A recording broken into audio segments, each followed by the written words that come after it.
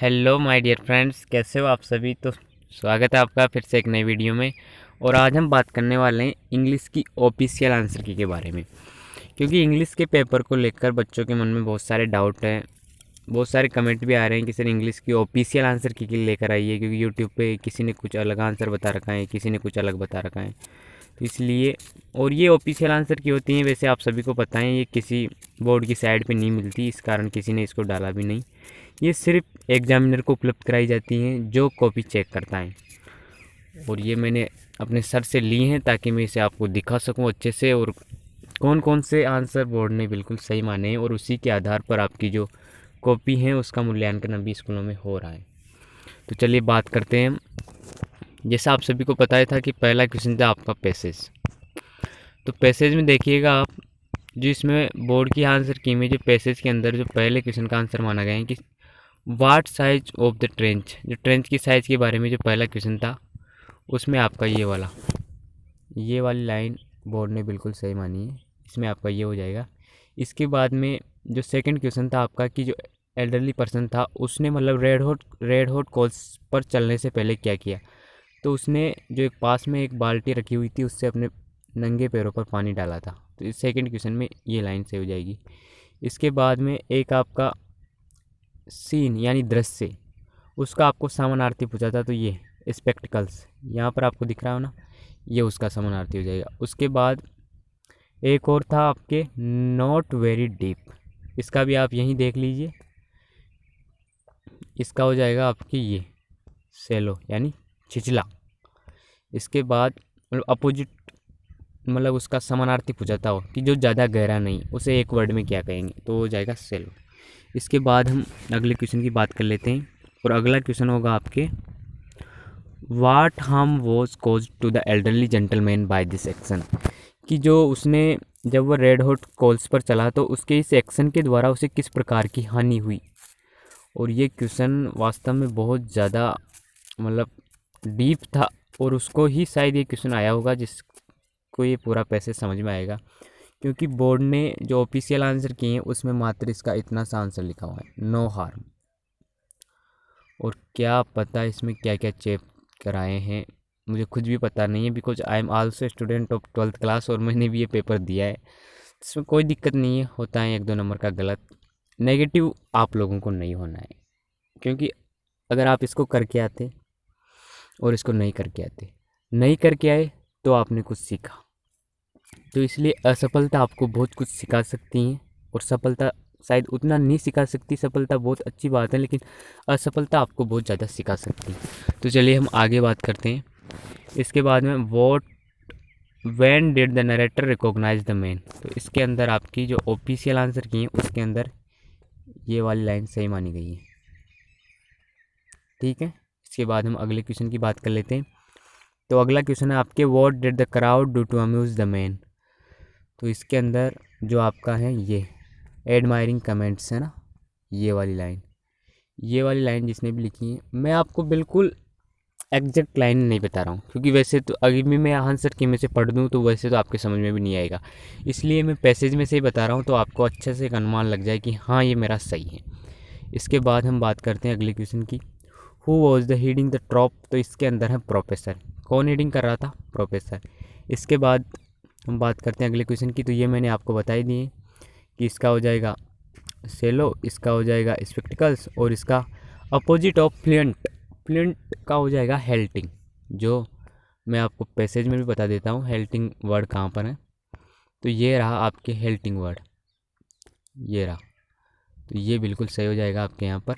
इसके बाद हम नेक्स्ट पैसेज की बात करते हैं जल्दी जल्दी। और जो नेक्स्ट पैसेज था उसके अंदर आप सभी को पता है, उसने भी बहुत कंफ्यूज किया, और पहला ही क्वेश्चन है कंफ्यूज का, और उसका आंसर भी है कंफ्यूज। देखिए कितनी संयोग की बात है कि इसमें कोई क्रूशियस कर रहा है, कोई अनहैप्पी कर रहा है और हैप्पी कर रहा है, और इसमें सही आंसर हो जाएगा आपके कन्फ्यूजन, ठीक है। इसके बाद में सेकंड वाले में हो जाएगा कार पार्क, और थर्ड वाले में हो जाएगा न्यूज़पेपर्स, ठीक है। ये सभी आंसर मैं आपको बोर्ड की ओरिजिनल जो आंसर शीट है उसके अनुसार बता रहा हूँ, ठीक है। आगे हम बात करते हैं। तो आगे इसमें हो जाएगा हमारा the restaurant own found the wanted man, जो रेस्टोरेंट है था ना, उसका मालिक ने उस वांटेड मैन को, यानी जो उसको कहाँ पर मिला था वो, तो the dining table of his restaurant. ये इसमें आपका बिल्कुल करेक्ट हो जाएगा।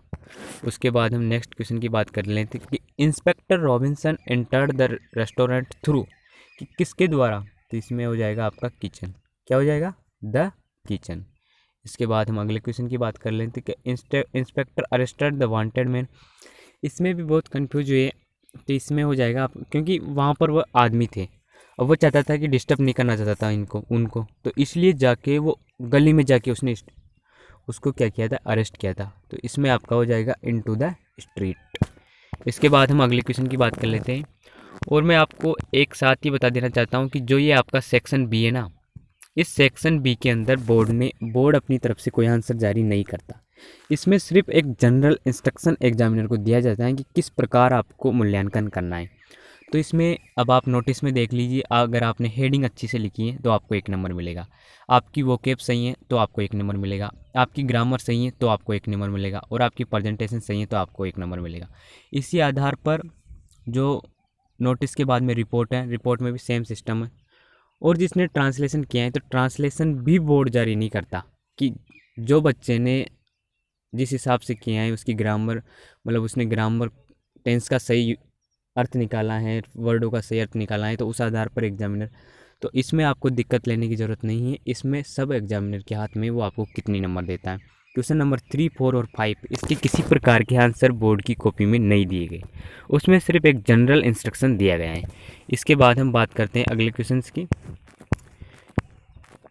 और आ जाता है आपका सेक्शन सी।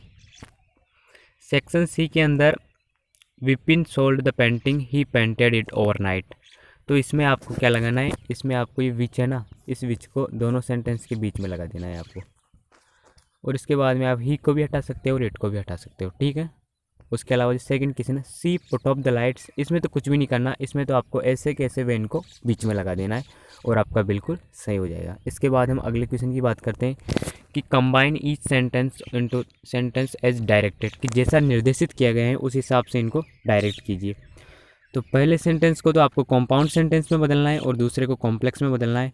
तो Sushil was punished, Sushil was fined, कि सुशील को दंडित भी किया गया और उसे जुर्माना भी लगाया गया।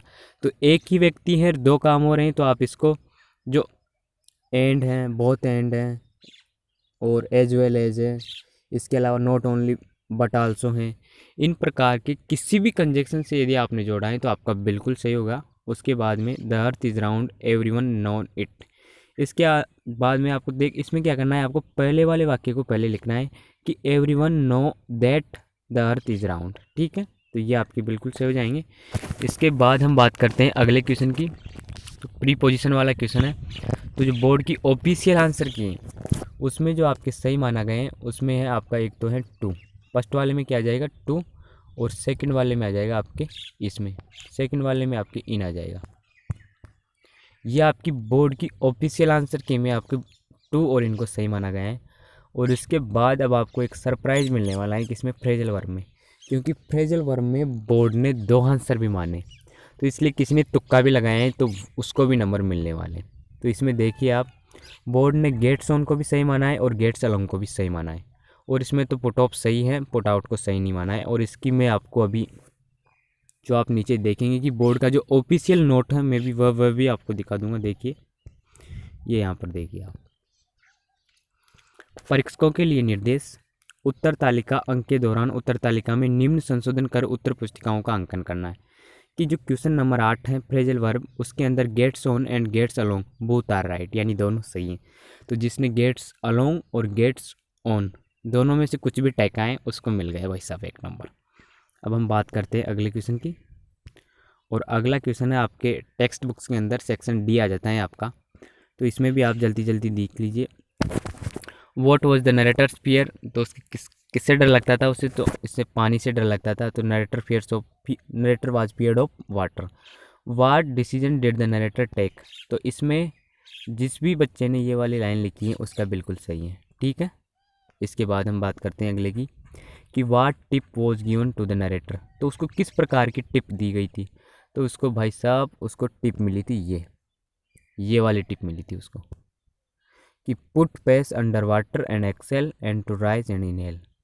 जिसने भी ये टिप लिख कर आई हैं उसको मिल जाएगा 1 नंबर। उसके बाद बात करते हैं अगले क्वेश्चन की कि how long did the narrator take to slake his fear, कि कितने लंबे समय तक। तो इसमें देखिए बिल्कुल सीधी सी ये लाइन, जिसने भी ये लाइन लिख के आई है 3 मंथ्स भी लिख दिया है ना, उसको भी मिल जाएगा। उसके बाद हम बात करते हैं अगले क्वेश्चन की, और ये तो बहुत शानदार क्वेश्चन है कि what is the opposite of exhale. तो एक्सेल का क्या हो जाएगा इनहेल, और one a word of sudden uncontrollable fear. तो इसमें सभी ने टेरर किया है, लेकिन टेरर वाले भैया सभी गलत हैं, और जिसने भी पैनिक किया है पैनिक वाले बिल्कुल सही है। बोर्ड ने भी पैनिक माना है, ठीक है। उसके बाद में हम जो टेक्स्ट बुक्स के क्वेश्चन हैं, तो इसकी तो मैं क्या बात करूं, इसके तो सभी ने अलग से लिखे हैं, और बोर्ड ने भी अपनी तरफ से कुछ जनरल इंस्ट्रक्शन इनके लिए जारी किए हैं कि रेलेवेंस होना चाहिए, बस क्वेश्चन से जुड़ा हुआ वो रेलेवेंस हो तो आपको नंबर मिल जाएंगे। इसमें ग्रामर मिस्टेक्स नहीं होनी चाहिए। तो क्वेश्चन आंसरों के आंसर बोर्ड ने कुछ अलग प्रकार से जारी नहीं किए, सिर्फ एक जनरल इंस्ट्रक्शन दे रखा है। तो इसके बाद हम जो मेन क्वेश्चन है हमारा उसकी बात हम कर लेते हैं। इसके अंदर भी आप देख लीजिए जो रेफरेंस एंड कॉन्टेक्स्ट है, तो जिसने रेफरेंस कॉन्टेक्स्ट और एक्सप्लेनेशन, 1 नंबर का रेफरेंस है, 2 नंबर का कॉन्टेक्स्ट है, और उसके बाद में जो बची जो नंबर है उसका एक्सप्लेनेशन है। तो जिस प्रकार से भी आपने किया है आपका बिल्कुल सही होने वाला है। और उसके बाद में जो इसके अंदर क्वेश्चन नंबर 17 है उसकी हम जल्दी से बात कर लेते हैं कि बोर्ड ने इसके अंदर कौन से आंसर सही माने। तो देखिएगा आप इसके अंदर जो बोर्ड ने जो ऑफिशियल आंसर किए हैं उसमें क्या क्या आंसर माने गए हैं, तो मैं वो आपको एक बार बता देता हूँ। तो ये देखिए आप,